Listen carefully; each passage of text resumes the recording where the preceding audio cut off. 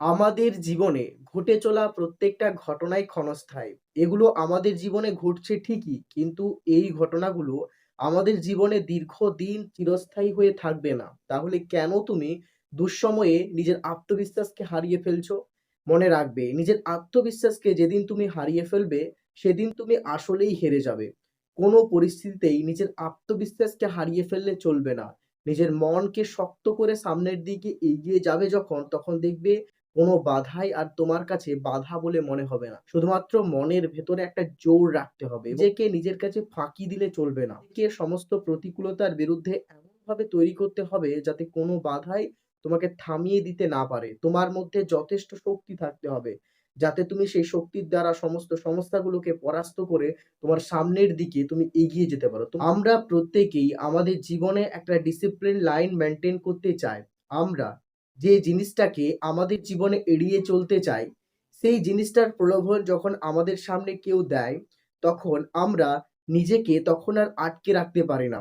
আমরা সেই প্রলোভনে পা দিয়ে এতদিনের গড়ে তোলা সেই অভ্যাসটাকে মুহূর্তের মধ্যেই নষ্ট করে দিই। মানুষকে আত্মসংযমী হতে হবে।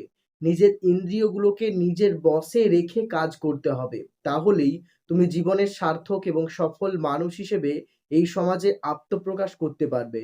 নিজের মধ্যে কনফিডেন্স রাখবে। কখনোই এই সমাজের মানুষকে ভয় পাবে না। কারণ সমাজের এই মানুষগুলো তোমাকে সমালোচনা করতে ছাড়বে না তুমি যদি ব্যর্থ হও। তাই জীবনে সৎ হয়ে কনফিডেন্স নিয়ে সামনের দিকে এগিয়ে চলো। আর নিজেকে সংযমের মধ্যে রাখো। কোনো প্রকার প্রলোভনে পা দেবেন না। তোমার এই যাত্রাপথে তোমার সামনে অনেক প্রলোভন আসবে, যে প্রলোভনগুলোকে তোমাকে উপেক্ষা করতে হবে। তুমি যখন কোনো একটা জিনিসকে পাওয়ার জন্য কঠোর সংযম করছো, তখন ঈশ্বর তোমাকে পরীক্ষা করার জন্য তোমার এই জীবনের যাত্রাপথে ভগবান তোমার জীবনের প্রতিটা বাঁকে বাঁকে এমন কিছু প্রলোভন সাজিয়ে রাখবে, যেখানে তুমি পা দিতে বাধ্য হবে।